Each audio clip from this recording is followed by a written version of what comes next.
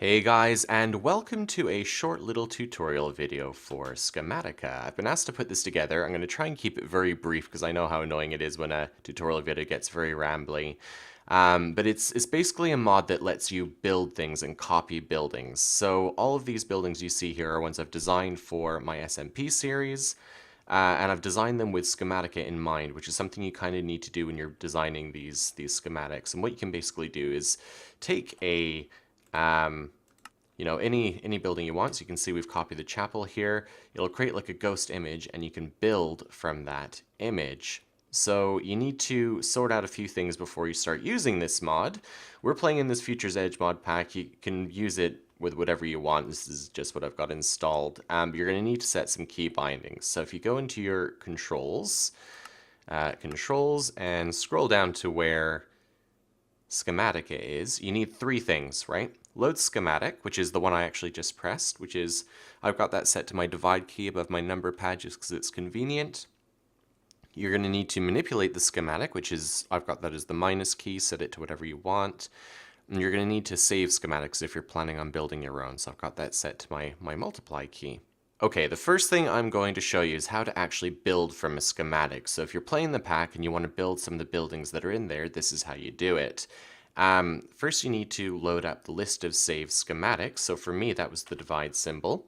And you'll get a list like this. You basically just go through it and pick whichever one you want. For the sake of this tutorial, we're going to keep it simple to start off with. So we're going to pick this well blueprint, and this is what you get. You get a little like ghost image right here. And you can do a few things with this. You can manipulate it, so that's going to be, for me, the minus key, and you can change all the different coordinates. So for example, these bricks at the bottom here are actually supposed to be embedded in the ground. It's supposed to be just like a little well that you go and get some water from, but whatever. Move it around the different axes as well. Move that back a little bit. And you can also, with these keys on the side here, you can rotate the building if you need to. So depending on what orientation you want it to be. You can also change it so that you can do this layer by layer. So if you don't want to be auto building this, or it's something a little bit fiddly, you want to place it yourself, you can do this and do it one layer at a time. And so, you don't have to worry about, if you're using like gravity blocks, for example, you don't want it placing the ones up here before it places the ones down here, because everything will just fall and get messed up. So you can do that. You can also unload it. People ask how to get rid of the schematic. That's how you do it. Let's reload the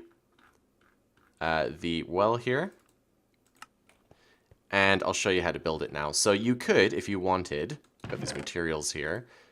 Are we in game mode survival? Because I don't want to be showing you the creative just yet.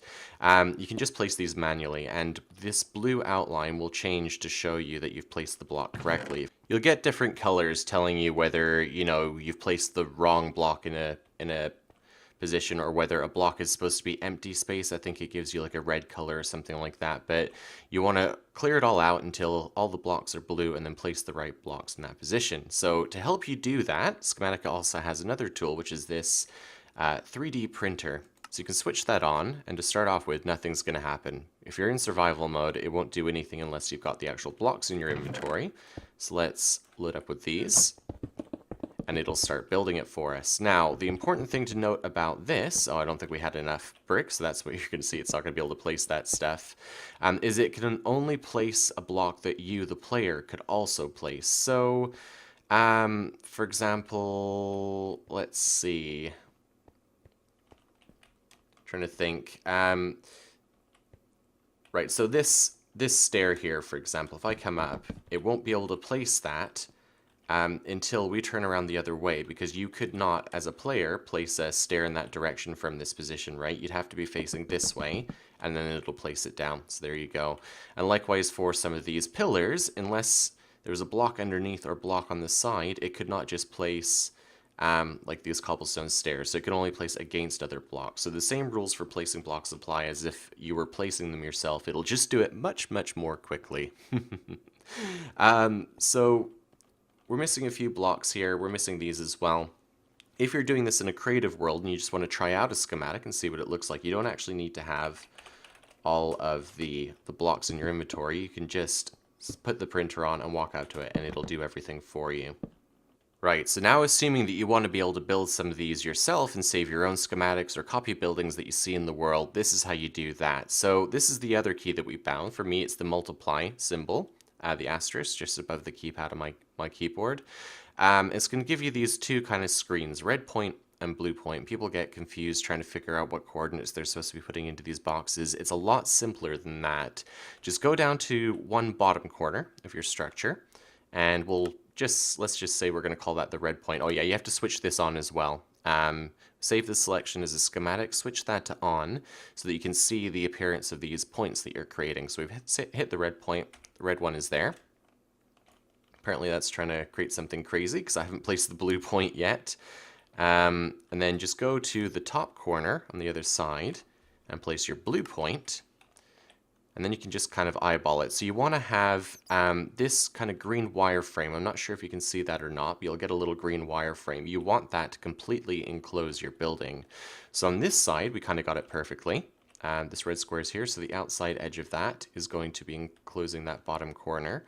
Over here, we're off. We need to adjust it a little bit. So we can see that this blue point needs to move over this way.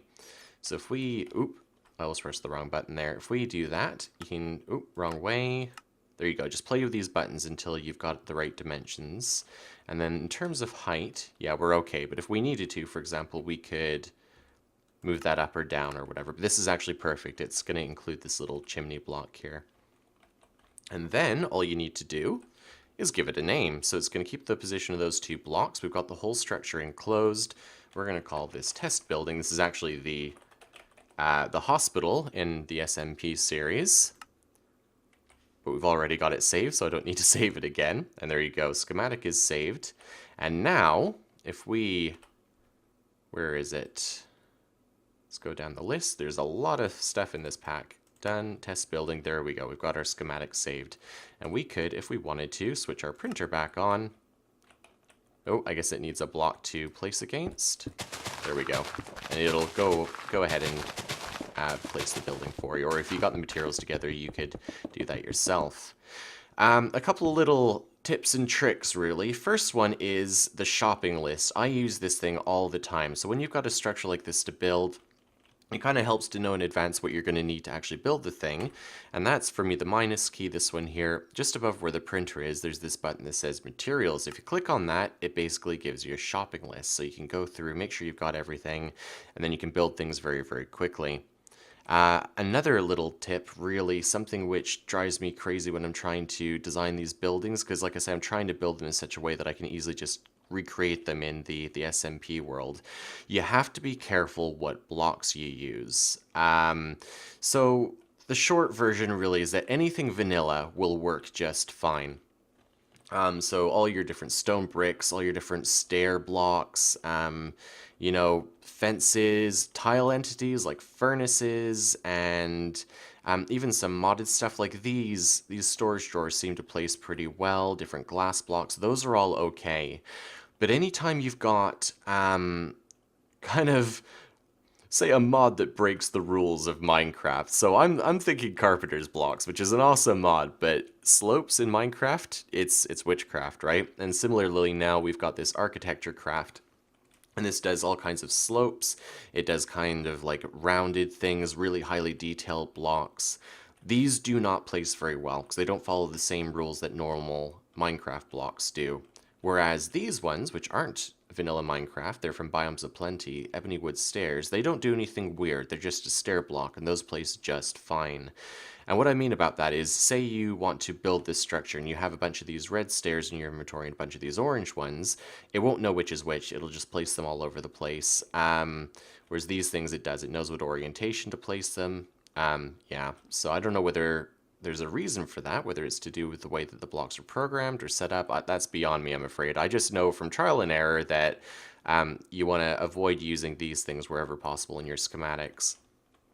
Another limitation of Schematica is that it can't deal with like chisels and bits, for example. So say in Terra Firma Craft, where you're taking chunks out of blocks and molding them that way, or in a mod pack like this one where you've got the chisels and bits mod and you're creating these custom blocks that way, it doesn't like that either. It won't be able to handle it. So bear that in mind when you're designing these. Otherwise, I think that's pretty much it. I mean, if anyone has any other questions, feel free to ask and I'll try and explain them. But otherwise, I hope that helps. Enjoy using the mod, and maybe I'll even get a chance to see some of the things you guys create. So thanks for watching, and I'll see you in the next one. Bye-bye.